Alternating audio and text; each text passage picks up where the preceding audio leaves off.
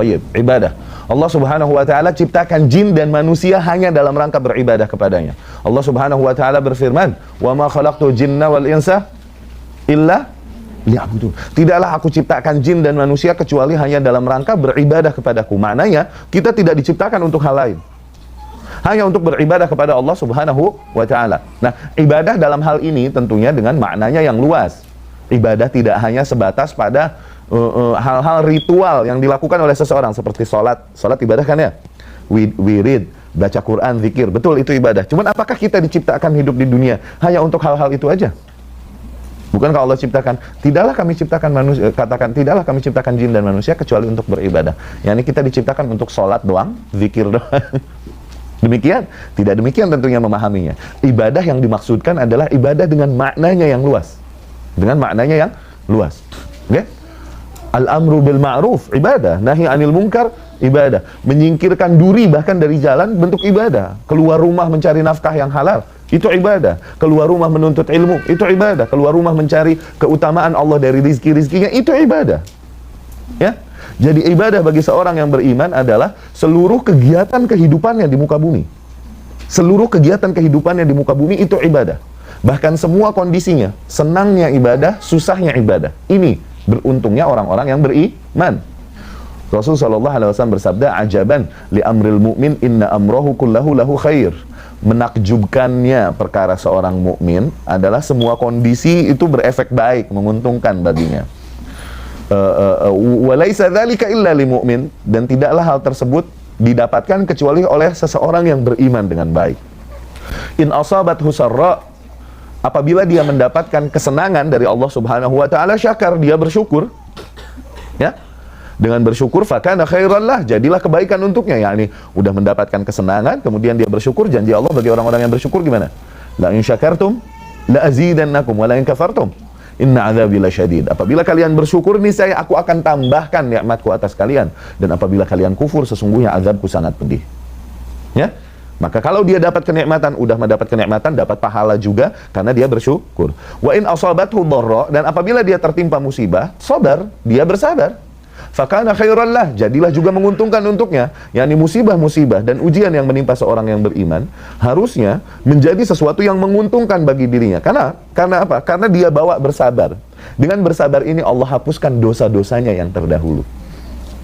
Musibah yang menimpa seorang hamba itu menghapuskan dosa-dosa seseorang. Sakit, kehilangan, bahkan kalaupun hanya duri yang mengenai kaki, kata Rasulullah SAW, illa wa kafarallahu biha min khataya, kecuali pasti Allah hapuskan sebagian dosa-dosanya yang berlalu. Apalagi sedih, apalagi ditinggal orang yang dicintai, apalagi sakit yang besar dan lain-lain. Ini dengan ini harusnya hal ini menjadi menguntungkan bagi kita. Kenapa? Kita bawa ke arah bersabar. Demikian perkara seorang mukmin, mau senang menguntungkan baginya, mau mendapatkan kesenangan dari Allah itu menguntungkan baginya, jadi profit untuknya, maknanya begitu. Mau ketimpa musibah pun jadi profit juga untuknya. Demikianlah berbahagianya dan menakjubkannya perkara seorang mukmin. Semua kondisi dan semua kegiatan kehidupannya adalah ibadah kepada Allah Subhanahu wa taala. Makannya bahkan jadi ibadah. Minumnya jadi ibadah, tidurnya jadi ibadah. Dia sebut bismillah dulu. Ya. Kalau mau makan juga menyebut bismillah. Doa sebelum makan itu, Allahumma barik lana fima razaqtana, itu dhaif. Dhaif. Tidak ada ajarannya dari Rasul sallallahu alaihi wasallam. Yang ada Rasul menjalankan kalau mau makan bilang bismillah, itu aja. Bismillah doang ya. Tasmiyah artinya ya. Tasmiyah itu apa? Tasmiyah itu bismillah. Kalau basmalah itu bismillahirrahmanirrahim. Tuh. Kalau untuk melakukan kegiatan sehari-hari, daily activity, pakainya tasmiyah. Bismillah, bismillah, bismillah. Kalau mau baca Al-Qur'an dari ayat 1 dari pertama surat baru pakai basmalah. Bismillahirrahmanirrahim. Atau menulis surat. Menulis surat pakai basmalah, bismillahirrahmanirrahim, assalamualaikum. Begitu. Tapi kalau mau makan, jangan bismillahirrahmanirrahim. Keliru, maknanya Rasul mengajarkannya tasmiyah doang, bukan basmalah. Bismillah. Ajarkan itu pada anak-anak kita. Ya ghulam, samillah wa kul biyaminik wa kul mimma yalik. Wahai bocah, sebutlah nama Allah, bertasmiyahlah, yakni bismillah, dan makan dengan tangan kananmu. Gitu. Itu wajib dengan tangan kanan. Maknanya haram dengan tangan kiri.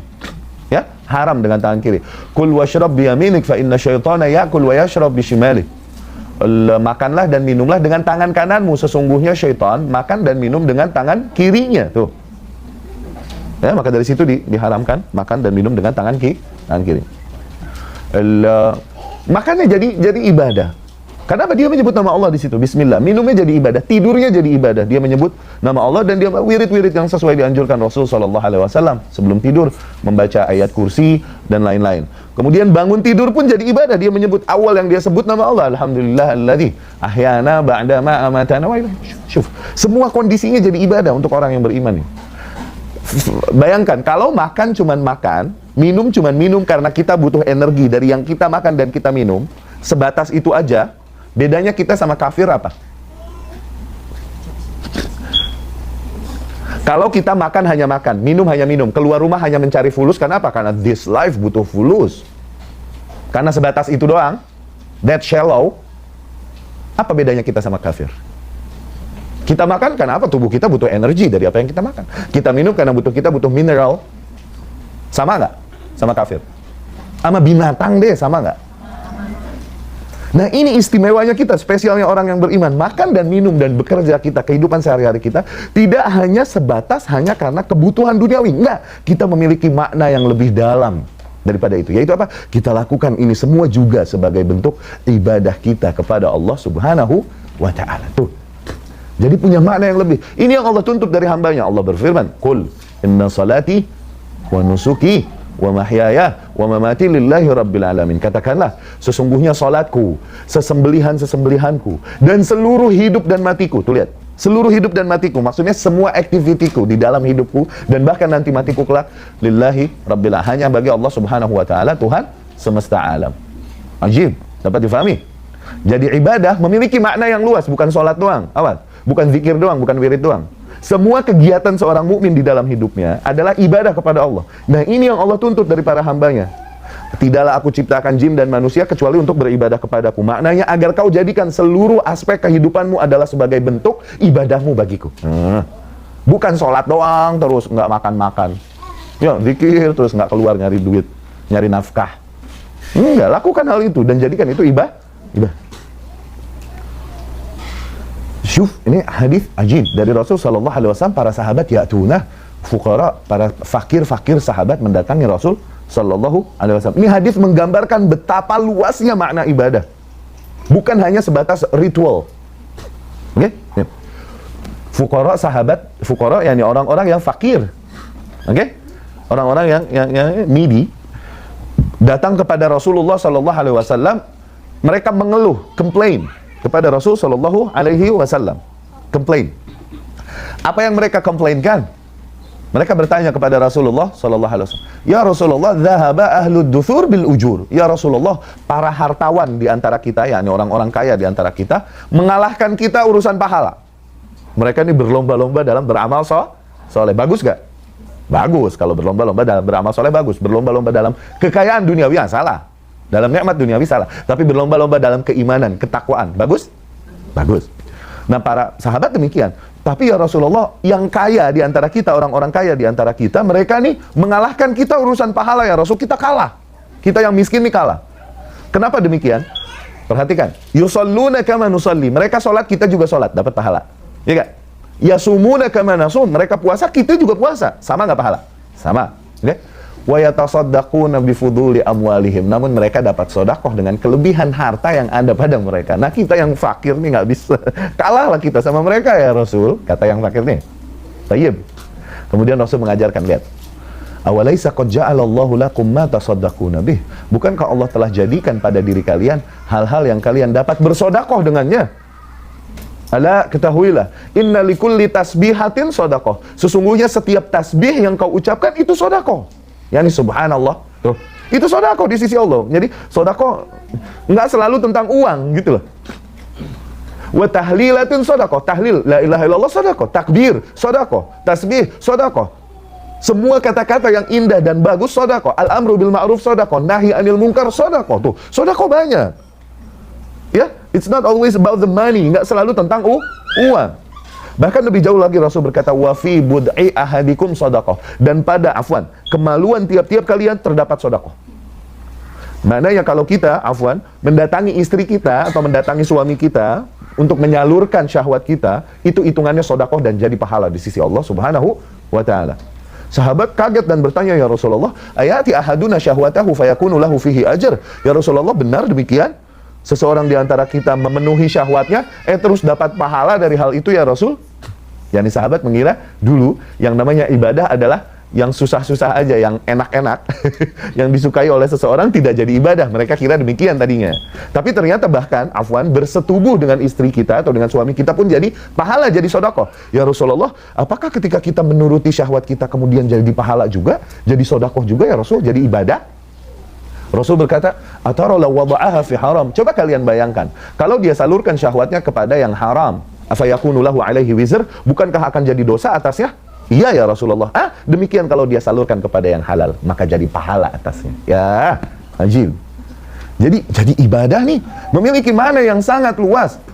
Segala hal yang dengan itu seorang hamba mendekatkan diri kepada Allah Subhanahu wa taala jadi bentuk ibadah, penghambaan diri dia kepada Allah Subhanahu wa taala. Maka definisi ibadah yang paling baik, yang tepat, yang didefinisikan oleh Syekhul Islam Ibnu Taimiyah rahimahullah.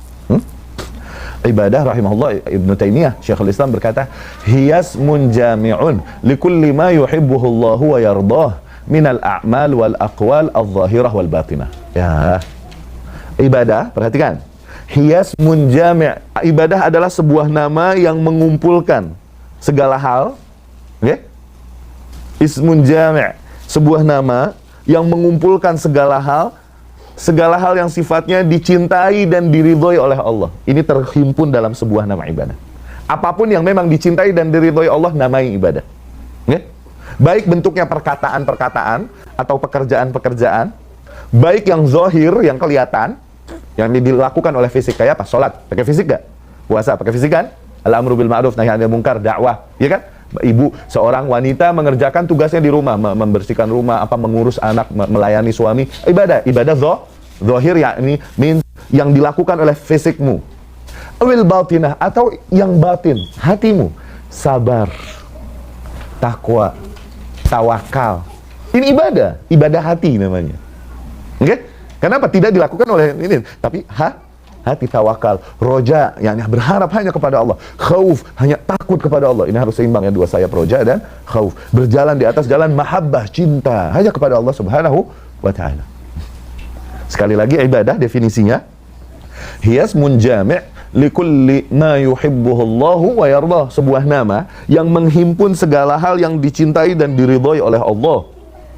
Minal a'mal wal aqwal, baik sifatnya pekerjaan-pekerjaan ataupun perbuatan-perbuatan atau perkataan-perkataan ya, yang zahir dan yang batin. Baik yang zahir yang dilakukan oleh fisikmu ataupun yang batin yang dilakukan oleh hatimu. Dapat difahami?